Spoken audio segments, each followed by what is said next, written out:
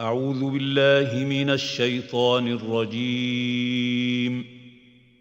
بسم الله الرحمن الرحيم.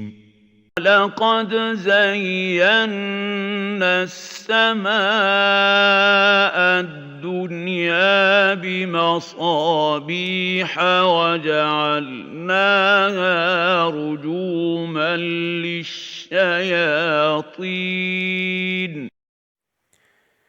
بسم الله والحمد لله وصلى الله على نبينا Muhammad. Assalamu alaikum wa rahmatullahi wa barakatuh. Le sujet de la vidéo d'aujourd'hui, c'est que Ismaël Mounir a étudié les lubies de deux malheureuses qui nient l'obligation du voile. La première est médecin biologiste et l'autre est islamologue. C'est dire leur légitimité pour parler de sciences religieuses. Alors vraiment, Ismaël Mounir, il nous a choqués.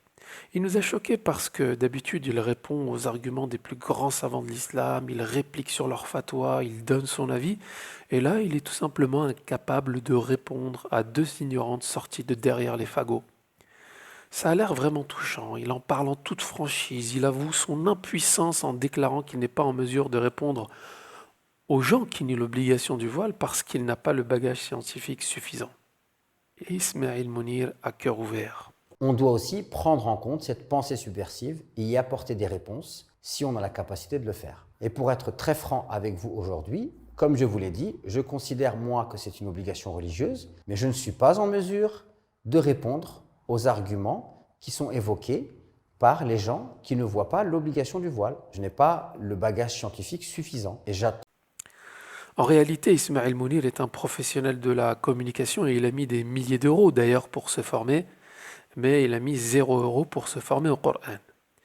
Et bizarrement d'ailleurs, il n'a pas mis, vous savez, le petit violon en fond de vidéo qui vous arracherait des larmes. Mais vous savez, il sait pertinemment que cette mise en scène de son impuissance, elle va impacter les jeunes filles qui l'écoutent. Déjà qu'elles ont beaucoup de mal à porter le voile en France, mais si la plupart de nos sœurs même si la plupart de nos sœurs ne tombent pas dans son piège, eh bien sachez que les plus faibles d'entre elles seront naturellement très sensibles à des propos qui les déculpabiliseraient. Elles pourraient se dire, si le formateur en sciences islamiques, Ismaël Mounir, des millions de vues sur YouTube, conférencier, auteur, consultant sur Beurre FM et sur Iqra n'arrive pas à contrer de tels arguments, c'est qu'il est possible de s'en passer et donc de porter des jeans, des décolletés, des jupes, etc., comme le font certaines de ses élèves qu'il a quand même l'audace de faire témoigner sur sa chaîne. Alors le problème, c'est que Ismaël, malgré ses airs savants, il ne connaît pas Allah subhanahu wa ta'ala, et surtout il ne sait pas qu'Allah azza wa jal a préservé sa religion, qu'il entend tout et qu'il voit tout, et que sa volonté d'essayer de changer l'islam de manière satanique n'aboutira pas. Alors parlons peu, parlons bien. Pourquoi vous pensez qu'il n'a pas le bagage scientifique suffisant pour répondre?